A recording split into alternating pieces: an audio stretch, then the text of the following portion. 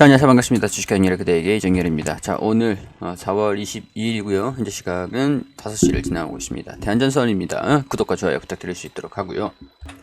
자, 일단 여러가지 구리값 상승 여파, 지금은 딱히 신경 쓸 필요는 없을 것 같지만 장기적으로 갈수록 구리값이 상승이 돼서 수주가 좀 줄어들 수도 있을 것 같다. 뭐 이런 얘기들도 말씀을 드렸는데, 일단은 기술적인 부분들 21선의 지지를 받고 반등이 나오는지 제가 계속 거듭해서 말씀을 드리는 거지만, 사실 이거를 저도 이제 굉장히 좀 유용하게 쓰고 있는 것들인데, 굉장히 좀 쉽지만 간편하지만 의외로 좀 잘 들어맞는 저점이랑 고점에 이렇게 캔들을 하나 만들어 가지고 이걸 하나의 캔들이라고 생각을 하는 거예요. 이 절반, 보통 이제 여기서 보시면 여기서 단기적으로 저점과 고점을 지으면은 이 절반 부분에서 지지를 받느냐 안 받느냐, 여기서 바로 또 이탈하는 모습들을 보여주고 이런 움직임들을 보여주잖아요. 또 이제 이런 거 보면은 3분의 1만 남기고 다 빠졌어요. 그러니까 이 강도를 측정을 하는 것들이죠. 강도를 측정하는 것들 다 이제 여기 이게 하나의 캔들이다 라고 쳤을 때 여기서 절반 부분들을 지지를 받아주느냐, 이게 좀 중요하다라고 말씀을 좀 드렸었죠. 그러니까 고점과 저점을 그어가지고 이 50% 절반 잡고 절반의 절반 이런 식으로 지지 구간 저항 구간 잡는 것들 말씀을 드렸었는데, 일단은 21선이죠. 21선의 지지를 봐서 반등이 나오느냐 이탈을 하느냐, 일단 이거를 먼저 체크를 해보자 라고 말씀을 드렸습니다. 반등 나올 겁니다. 제가 실력이 있어가지고 예지를 해가지고 이렇게 반등 나올 거니까 가지고 계세요 이렇게 말씀드린 건 아닙니다. 그냥 단순히 지켜보자 이렇게 설명을 드렸었습니다. 지켜보자. 근데 이제 지켜보니까 거래량들이 동반이 되면서 반등이 나왔네. 근데 또 차익 실현 매물들이 여기에서 또 나와줬어요. 자, 그러면 21선을 지켜주면서 여기서 21선을 버텨주면서 이 구간 안에서 움직이기를 일단 1단계는 지나갔어요. 2단계가 이 범위인 거예요. 2단계가 이 범위. 21선의 지지를 받았습니다. 근데 차익 실현 매물들이 나와줬어요. 그러니까 여기서 이제 조정을 받을 때 비중을 축소를 못하신 분들, 약간 매수 매도가 혼조세를 보여줬다. 역시 여기서 이제 비중을 좀 확대시키는 모습들도 보여주면서 매수세가 좀 들어와주긴 들어왔지만 상당 부분이 슈팅이 나와줄 때 차익 실현 매물들도 같이 동시에 나와줬다. 여기서 이제 비중을 못 줄이신 분들 같은 경우에서는 지금이라도 현금 확보, 기회가 왔을 때 현금 확보를 하고 조정을 받는 것들을 확인해서 이제 추가적으로 대응을 잡겠다라고 했던 매물들이 나온 것들이 되겠죠. 약간 심리적인 측면에서. 심리적인 측면이라고 말씀을 드리지만, 사실 매도를 하신 분들도 어떤 상황에 따라서 매도를 했는지 제가 알 길은 없죠. 근데 이제 차익 실현 매물들이 나온 것들, 분봉상의 움직임들을 보면 슈팅이 나오고 이런 식으로 매수세가 동반되니까 본전 구간이 왔다. 비중 절반은 또 축소를 하고, 여기 보면은 거래량들이 동반된 게 여기서 매도 거래량들이 많이 나와줬기 때문에 차익 실현 물량들을 소화를 거치다가 장이 마무리가 됐습니다. 소화 과정들을 거치다가, 자, 그러면은 분봉상에서 이렇게 확인이 됐으면은 수급을 봐야겠죠. 누가 팔았고 누가 샀는지. 자, 근데 오늘 개인 외국인 기관 다 팔았네요. 다 팔고 연기금에서 기타 법인에서 매수하는 모습들 보여졌습니다. 자, 수급들을 보니까 외국인들이 장 초반에 좀 끌어올렸어요. 외국인들이 끌어올리고, 외국인들이 1시 14분쯤 되면 이때쯤이죠. 이때부터 이 기간까지 매도를 한 거에 1시 14분에 13시 14분에 이때까지 집계가 된 겁니다. 그러니까 이때 11시 11시까지는 매수하는 모습들을 보여주다가 이후부터 여기까지 1시 13분까지 매도 전환이 됐다라고 할 수가 있죠. 그러니까 이후에는 살짝 매수하는 모습들을 보여주긴 했지만, 전반적으로 외국인들이 장 초반에 매수를 하다가 오후장에는 매도로 전환이 됐다. 그리고 조금씩 야금야금 매수를 하다가 마무리가 된 겁니다. 여기서 오늘 기타 법인이 외국인들이 들어오니까 같이 따라 들어간 그런 모양새인 것 같아요. 좀 떨어지다가도 매수세를 좀 같이 동반시킨 그런 모습인 것 같아요. 연기금이랑 기타 법인이랑도 오늘 강하게 순매수를 보여줬는데, 개인 투자자들도 외국인의 순매도에 보탬을 했어요. 오늘 개인 투자자들도 좀 어제 오늘 차익 실현 매도 물량들을 좀 많이 내보냈거든요.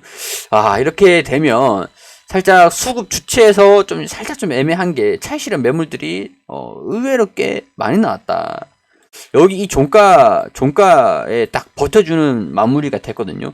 자, 그러니까 여기서 이제 우리가 2단계로, 2단계 국면으로 좀 진입할 것 같은데, 1단계 국면은 21선의 지지를 받았다. 거래량들이 동반이 되면서. 근데 이제 외국인 수급이 조금 좀 점수는 후하게 쳐주지 못할 것 같아요. 수급은 조금 걱정이 된다. 약간 이렇게 설명을 할 수 있을 것 같고, 자, 2단계 부분들에서는 21선을 지켜주면서 조정을 받더라도 여기서 이렇게 21선을 지켜주면서 조정을 받느냐, 21선을 지켜주면서 빠지지 않으면서 조정을 받느냐, 이거를 이제는 확인을 해봐야 될 것 같다라는 것들이죠. 자, 그렇게 되면은 상단 부분이 여기죠. 차익실현 매물들이 나올 수 있는 공간들, 다시 물량 소화를 한번 거치고 조정을 받았다라고 해도 지지를 받고 다시 반등이 나온다라고 한다면 여기 이 부분에서 주가 움직임들을 보여주기를 바라봐야 되는 상황들이다. 이렇게 정리를, 기술적인 부분들을 설명을 드릴 수 있을 것 같습니다. 자, 근데 구리값 상승, 그리고 뭐 다 좋아요. 다 좋은데, 마진이 좀 매출이 증가될 수, 마진보다는 매출이 증가될 수 있다. 뭐 이런 측면에서 구리값 상승 뭐 나쁘지 않습니다. 한진칼 매수 뭐 이런 이슈들도 뭐 계속 동반되고 있는 것 같고. 근데 그래요. 결국 중요한 거는 다른 거 다 제외하고 실적이라고 생각이 돼요. 실적.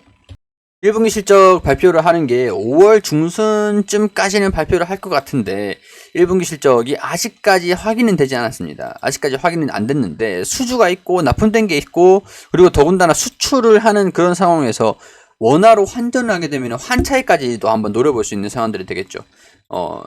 에스컬레이션 조항을 조정을 해가지고 구리값 상승이 되는 것들을 반영을 시킨다라고 하더라도 뭐 단기적인 1분기, 2분기 실적들은 나쁠 것이다라고 전망을 하는 것들보다는 그래도 조금 긍정적이지 않겠는가라고 기대감들을 가져볼 수 있는 상황들인 것 같아요. 그러니까 1분기 실적이 어떻게 나오느냐, 그럼 이게 1분기 실적에 대한 기대감들이 반영을 시키느냐, 이런 것들도 우리 함께 감안을 해가지고 지켜보는 것도 포인트가 될 것 같다. 이렇게 정리를 해드릴 수 있을 것 같습니다.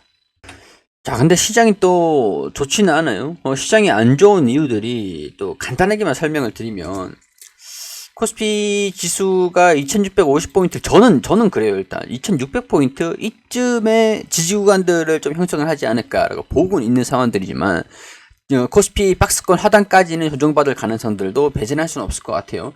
간단하게 이유를 말씀드리면은, 제가 이전에 금리가 인상이 되는 국면에 진입을 하면은 금리를 뭐 25%, 50%, 0.50%, 0.20, 25%, 그러니까 25 바벨 포인트, 그리고 50 바벨 포인트, 뭐 금리 인상을 할 때 통상적으로 0.25%씩 올리기도 하거든요. 통상적으로는, 정상적이라고 한다면, 긴축 국면에 들어선다고 한다면. 근데 지금 인플레이션 때문에 50 바벨 포인트 인상이 확률이 뭐 거의 90%에 육박한다, 뭐 60, 70% 이상이다, 이렇게 보고 있다더라고요.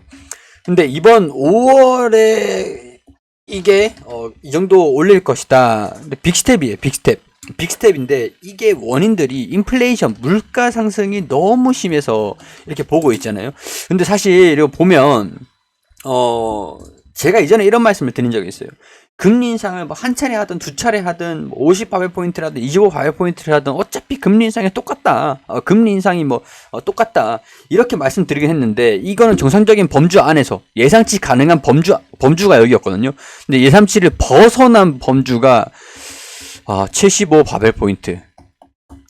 여기도 7월까지 75 바벨 포인트를 빅스텝을 밟을 것이다. 원래는 이 정도 보폭으로 걷다가 이 정도 보폭을 늘리는 거예요.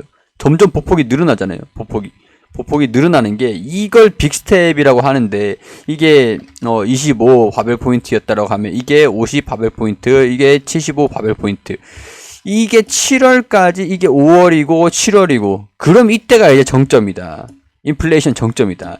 약간 이렇게 보는 것 같아요. 그래서 야, 이거 뭐 쉽진 않을 것 같다, 이런 생각들이 좀 드는데, 글쎄요. 일단은 1분기, 2분기 실적이 좀 긍정적으로 좀 견인을 해준다라고 한다면 영향이 좀 적을 수도 있을 것 같기도 하고, 여기서 이제 양극화 현상이 발생이 될 겁니다. 실적이 좋은 기업들이랑 실적이 안 좋은 기업들인 극명하게 주가 흐름들이 나눠질 가능성들이 상당히 높다라고 보여요. 그렇기 때문에 코스피 지수가 저는 이제 2600포인트, 그래도 2600포인트는 지켜주지 않을까? 약간 이렇게 보고 있는데, 지수에 따른, 오늘 지수도 좀 출렁거리는 모습들을 보여주긴 했는데, 일단은 주가가 반등이 좀 나와줘가지고, 이런 부분에서, 뭐지? 21선은 그냥 기술적으로 지지를 받은 건가? 약간 이 매도 물량들 좀 의구심이 살짝 좀, 왜 이렇게 반응을 보였을까? 아니면 호재가 좀 예정되어 있나? 약간 그런 생각들이 드는데, 일단은 확인해 보면서 하루하루 확인을 해보면서 접근하는 게 가장 현명하다라는 거. 그리고 여기 뚫어줬다라는 게 나쁘진 않습니다. 긍정적인 내용들인 것 같아요. 이렇게 되면은 뭐 기술적 차트를 따라서 움직이는 모습들 한번 여기 이 범위 안에서 여기 이 범위 안에서 움직이는 것들 한번 기대를 해보자, 이렇게 설명을 드릴 수 있도록 할게요. 그래도 시장이 갑자기 뭐 1% 2% 빠지는 그런 극명한 모습들을 보여준다고 하면 이제 또 블랙아웃 기간이거든요. 연준 의원들이 시장이랑 커뮤니케이션을 하지가 않아요. 그렇기 때문에 시장 지수가 갑작스럽게 폭락하는 모습들을 보여준다고 하면은 시장 이기는 종목은 없다라는 거. 그러면 이제 시장 때문에 떨어지는 거니까 시장에 의해서 다시 올라오겠지라고 생각하는 것도 현명한 방법이 좀 될 수가 있을 것 같다. 마인드 그 컨트롤적인 부분에서 말이죠. 자, 하여튼 이런 것들 전반적인 부분들 개인적인 의견들을 말씀을 드리는 것들이니까 투자 판단은 여러분들이 해주시길 당부드리고, 도움되셨다면 구독과 좋아요 부탁드릴 수 있도록 할게요.